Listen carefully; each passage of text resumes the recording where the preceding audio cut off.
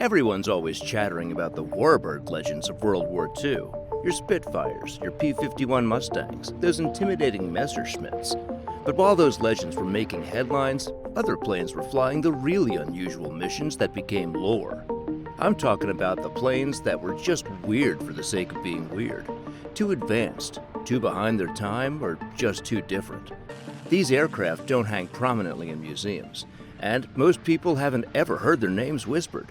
But if you're ready for some truly off-the-radar aviation history, then smash that like button, subscribe, and share this with fellow aviation enthusiasts. Trust me, we're just getting started. Bristol Blenheim, when your airline becomes a bomber. You're configuring a luxury plane in the 1930s. Streamlined fuselage, all metal, cruise speed of 280 miles an hour, faster than many of the era's fighters.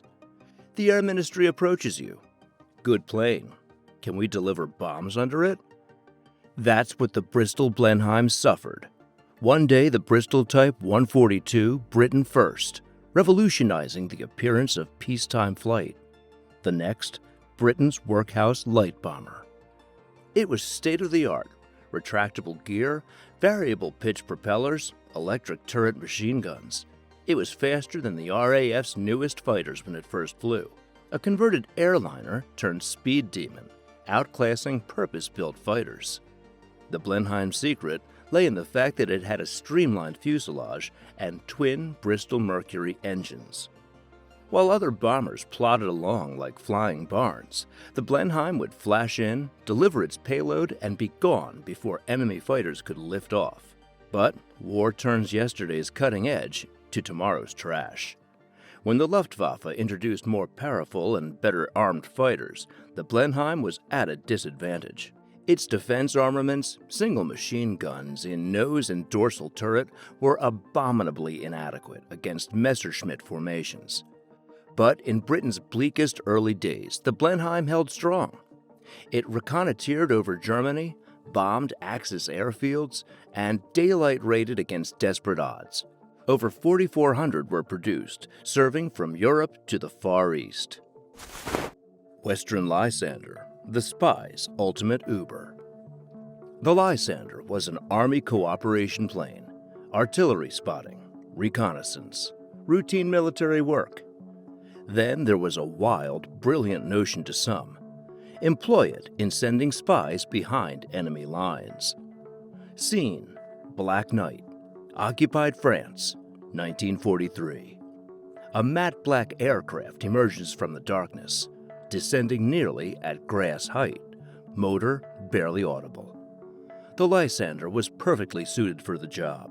It could come and go through impossibly small openings, 150 yards to take off, less to land. That awkward pairing of large wings and fixed undercarriage gave the wonderful low-speed capabilities, cruising at 65 miles an hour without stalling. And the clever touch. They built a ladder onto the plane. Landing in the back of behind enemy lines territory, with German patrols mere minutes away, seconds mattered. Spies would land, gather their equipment, and the Lzander would be airborne in 3 minutes. Those men who made these flights were splendid. To fly by dead reckoning in stealth, often in horrible weather, into a nation full of anti-aircraft fire and night fighters. One error, one mechanical failure, one leak, and you're dead or behind bars. Squadron leader Hugh Verity conducted 30 of these missions. He once landed in the incorrect field and took off under fire from German troops at 50 yards. The short takeoff and steep rise of the Lzander saved his bacon. By the end of the war, Lzanders had conducted over 400 secret sorties, putting in agents, extracting downed aircrew, and delivering supplies to resistance organizations. Fiat CR-42 Falco, the biplane that wouldn't quit. It's 1940. Everyone's building streamlined monoplanes. One wing, slim body, all speed. And then along comes Italy with a biplane. The Fiat CR-42 Falco wasn't Granddad's barnstormer. This was a bred-in-the-bone fighter who happened to have 2 wings. Diving at 270 miles an hour, they could turn tighter inside of just about anything in the skies. Allied pilots who ran into these over North Africa had a rude awakening. The Falco was Italian engineering ingenuity, married to stubborn tradition. Designer Celestino Rosatelli favored agility over raw speed. For a brief time, he was almost right. The fabric-covered wings of the aircraft were astonishingly resilient and durable and could absorb G-forces that would tear apart other fighters. Squadron leader Pat Paddle, the top-scoring British pilot, encountered CR-42s in the Greek campaign. These Italian pilots are no pushovers. Their aeroplanes look old-fashioned, but they can turn on a sixpence and climb like homesick angels. The issue? Gunpowder. While everyone else was mounting cannons and a few machine guns, the Falco sported a couple of machine guns on rifles. 2, to face Hurricanes and Spitfires with 8 machine guns each. A bit like pitting a master swordsman against a machine gunner. Italian CR-42 pilots shot down more Allied aircraft than you might imagine. Pilots learned to exploit the strengths of their aircraft: tight circles, rising dogfights, hit-and-run attacks. Italy's top aces, including Sergeant Major Teresa Martinoli, scored many victories in the Falco. Over 1,800 CR-42s were built, seeing service with Italy, Hungary, Belgium, and Sweden. The Falco proved good design is never out of style. Ferry Swordfish, the slowpoke that defied history. In 1940, the Ferry Swordfish was antiquated. The biplane, draped in fabric, could hardly reach 138 miles an hour, less than Autobahn vehicles in Germany.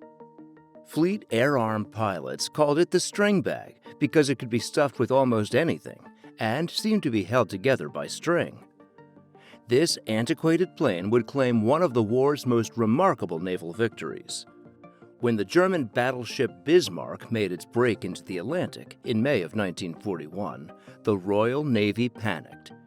It was not merely any battleship. 50,000 tons of rolling fortress with 8 15-inch guns capable of destroying a cruiser with a single salvo. If Bismarck reached the shipping lanes, it would massacre Allied convoys. The Royal Navy launched everything at her. HMS Hood, the flagship of the fleet commander, attacked Bismarck and was destroyed in minutes. 3 survivors out of 1,419 men.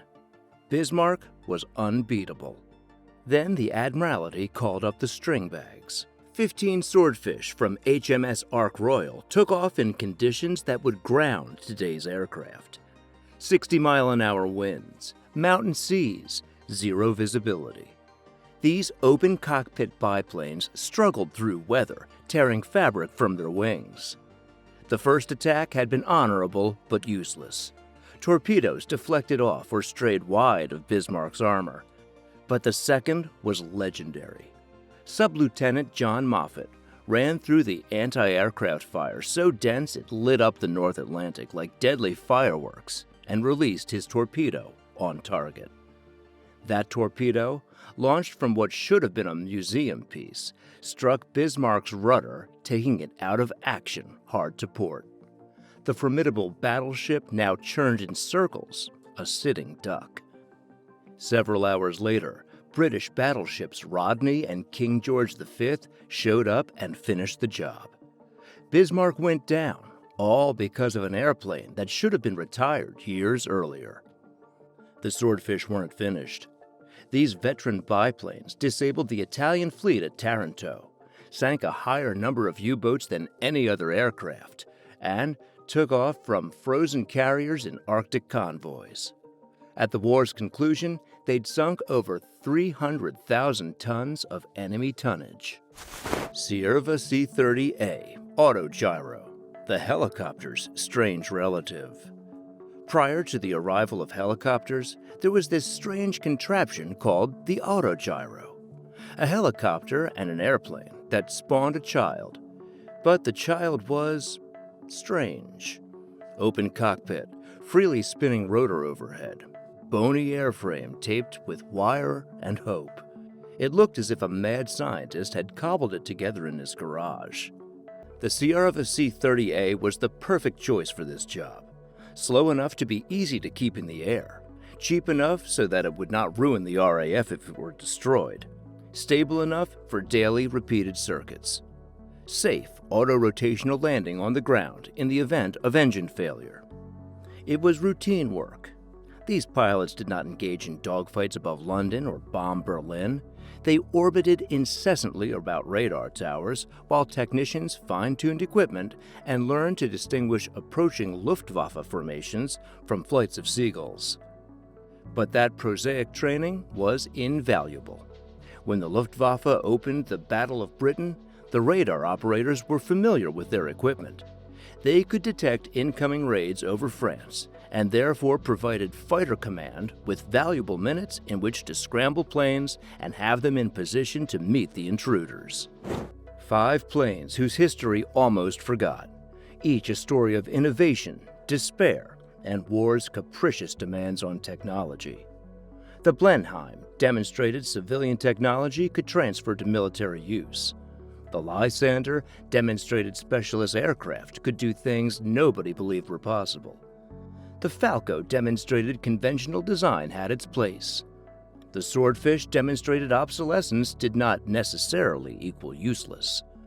The humble autogyro did its contribution to defense systems that protected an entire nation. These were the aircraft that defied traditional wisdom, but still made their mark in war and aviation history. The best stories are not always told in bestsellers. They are hidden in frayed flight logs, which wait for someone with the courage to ask, "What's this about?" If you loved these crazy plane stories, hit that like button and subscribe for more wild aviation tales you've never heard before. Share this with anyone who loves history or cool planes.